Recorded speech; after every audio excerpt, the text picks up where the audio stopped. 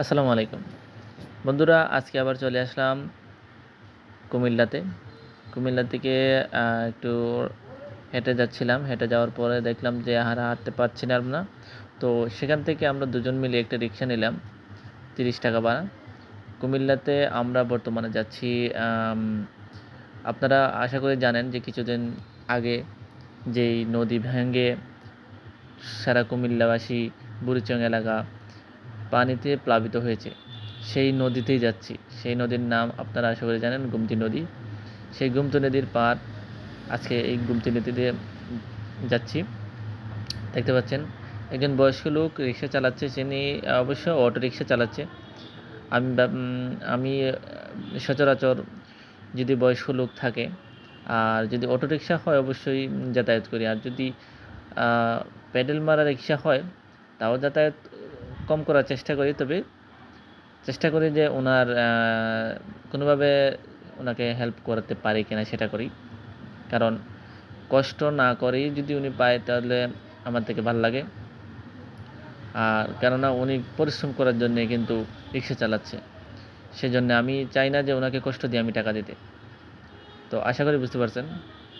ইনি ভদ্রলোক, এই ভদ্রলোকে উনি রিক্সা চালাচ্ছে, অটো রিক্সা।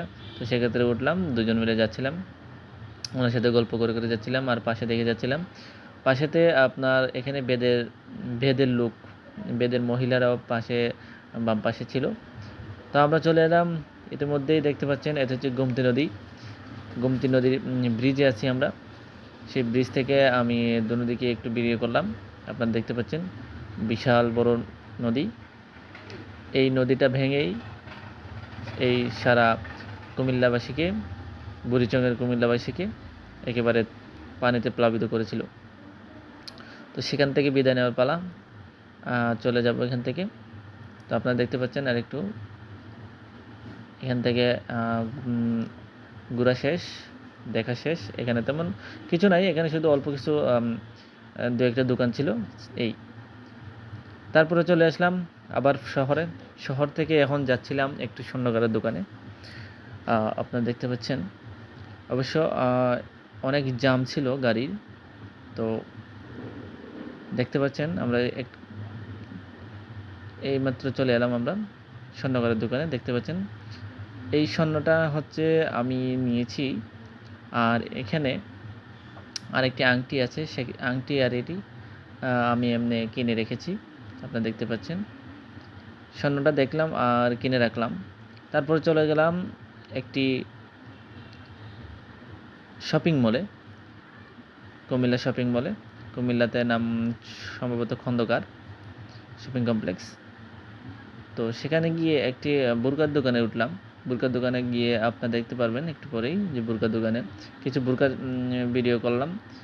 বেশি ভালো লেগেছে, 3টি পুতুল ছিল। পুতুলের গায়ে আমি হাত দিয়েছিলাম, তখন হাসি চলে এসেছিলো। পুতুলটা তো আপনারা দেখবেন আশা করি, যখন আমি ভিডিওতে দেখতে পারবেন। তো যাচ্ছি, এখন বর্তমানে যাচ্ছি।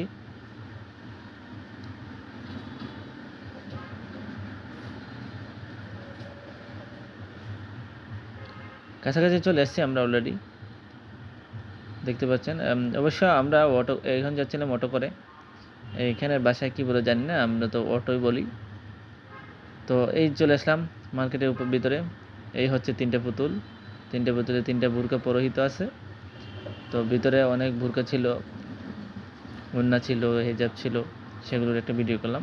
আপনারা দেখতে পারেন, যদি পছন্দ হয়ে থাকে আপনারা খন্দকার মার্কেটে এসে নিয়ে যেতে পারেন।